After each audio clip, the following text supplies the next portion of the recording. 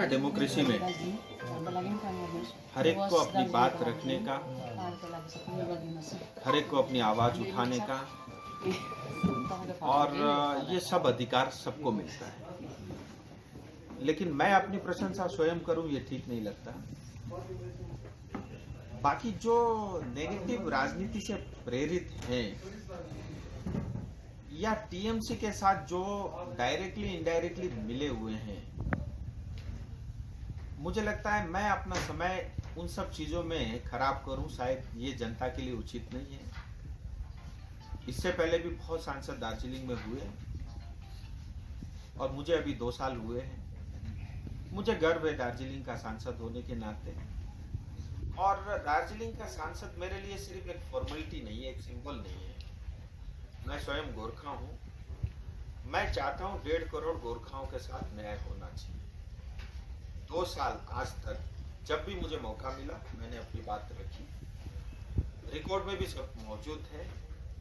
कोई व्यक्ति अगर ये कहे कि पार्लियामेंट में 0 ओवर या 377 में बोलना ठीक है नहीं है, लोगों के अपनी अपनी बात हो सकते हैं। लेकिन पार्लियामेंट में कोई भी बयान देना, जॉन बालाजी हमारे बीच में मंत्री बन के बैठे हैं, उनको भी पता है, बहुत आसानी से नंबर नहीं लगता, लॉटरी होती है। और कोई भी विषय पार्लियामेंट में विषय रखना उसकी अपने आप में एक गरिमा होती है। अगर कोई व्यक्ति उसको 0 ओवर करके उसकी अवहेलना करता है, मुझे लगता है लोकतंत्र के सबसे बड़ी मंदिर का ये अपमान है। और सुमेरु मंच में खड़े होकर भाषण देना और गोरखालैंड की डिमांड करना एक विषय रहता है, लेकिन वही विषय पार्लियामेंट में आप उठाते हो, उसकी अलग एक गरिमा होती है। और मुझे लगता है उससे पवित्र कोई स्थान लोकतंत्र में जनता की आवाज उठाने का नहीं हो सकता। खैर, जैसा मैंने कहा, लोकतंत्र में हर व्यक्ति अपना बात रख सकता है, उसको रखना भी चाहिए।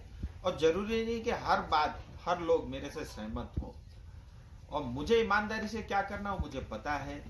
और जनता ने भारतीय जनता पार्टी को सपोर्ट क्यों किया है, मुझे सांसद क्यों बनाया, हमारे विधायक साथियों को क्यों विधायक बनाया, हमारी अलायंस पार्टी के ऊपर में भरोसा और ट्रस्ट क्यों है, वो मैं अच्छे से जानता हूँ।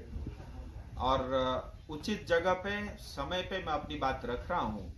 और मुझे लगता है पहाड़ वासियों के लिए बहुत ही जल्द खुशखबरी आ रही है। 12-13 तारीख को पत्र आना था, मुझे लगता है 15 अगस्त के कारण शायद कुछ देरी हुई होगी। 2-4 दिन के अंदर में मैं ऐसा मानता हूँ पत्र आ जाएगा, ट्राइपेटा टॉक स्टार्ट होगा। लेकर के पॉलिटिकल पार्टी लेकर के हम सब मिलकर के अगर टॉक्स करेंगे, इसका समाधान निकल सकता है। भारत सरकार देने के लिए तैयार है, लेकिन अगर हम आपस में ही विभाजित रहेंगे, खंडित रहेंगे, टुकड़े टुकड़े अलग अलग होके रहेंगे, तो मुझे लगता है फिर बहुत मुश्किल आएगी। हम सब एक मत हो, क्योंकि हम सब चाहते हैं गोरखाओं को न्याय मिले, दार्जिलिंग तराई डूवर्स की जनता को न्याय मिले, और वो न्याय मिल सकती, इससे पहले लोगों को मिला भी है।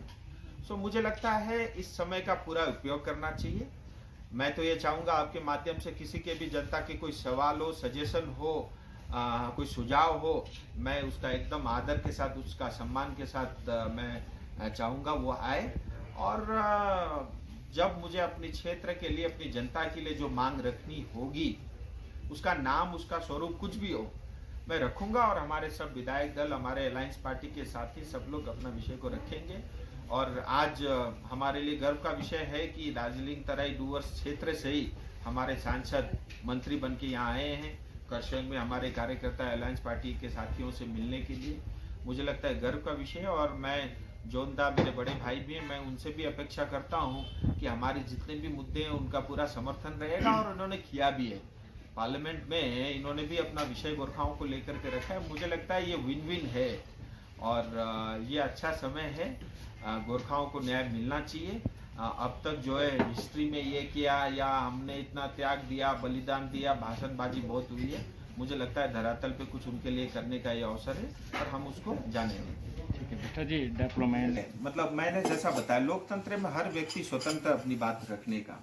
और नॉर्थ बंगाल में खास करके ये सब मुद्दे इसलिए आते हैं, यहाँ के लोगों को डिप्राइव करके रखा है। जैसे डोजर के नीचे दबा नहीं देते सड़क को, ऐसे दबा के रखा है, तो इसलिए इस तरह की आवाज उठती है। और जहां तक जो है दार्जिलिंग तराई डूवर्स का विषय है, दार्जिलिंग का विषय, गोरखाओं से जुड़े हुए समस्या का विषय, हमारी पार्टी ने उसको संकल्प पत्र में लिखा है। तो मैं ऐसा मानता हूँ वो हमारे लिए प्रायोरिटी है, क्योंकि इतनी बड़ी विश्व की सबसे बड़ी पार्टी अपनी मैनिफेस्टो में 19 में 21 में रिपीट करके उसमें छाप के अगर आपको दिए है, वो एक आश्वासन है। और हमारा संकल्प पत्र कोई कागज का टुकड़ा नहीं है। आप इतिहास उठा के देख लीजिएगा, पिछले 7 साल में जो कहा वो हुआ है, चाहे 370 हो, चाहे 35 से हो, राम मंदिर का शिलान्यास शुरू हो गया है, बोरोलिन की समस्या थी उसका समाधान हुआ है। तो मुझे ऐसा लगता है कि हमें भरोसा रखना चाहिए। और दूसरी बात मैं कहता हूँ, मान लीजिए एक बार को अगर हम ये कहते मोदी जी नहीं करेंगे, तो आप